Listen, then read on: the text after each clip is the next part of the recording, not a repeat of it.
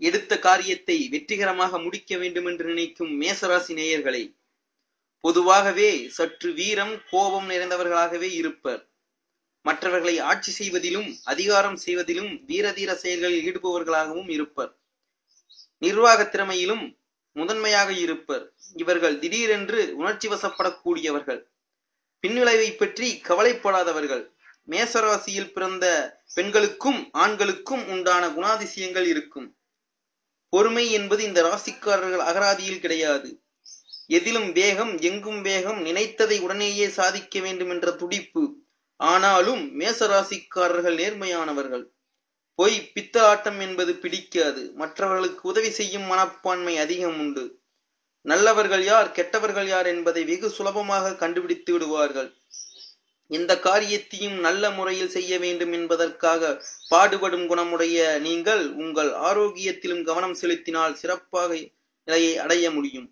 படபடவென்று பேசும் குணமுடைய இந்த ராசிக்காரர்கள் அன்புக்கும் பண்புக்கும் கட்டுப்பாட்டு நடக்கும் குணமுடையவர்கள். செவ்வாயை தன் ராசி அதிபதியாக கொண்டு இவர்கள் எந்த செயலையும் தைரியத்துடன் செய்வார்கள். சற்றே முன்கோபமும் உண்டு. மற்றவர்களிடமிருந்து வேலை வாங்கும் திறமையுடையவர்கள். இவர்கள் புகழ்ச்சிக்கு மயங்கும் குணமுடையவர்கள்.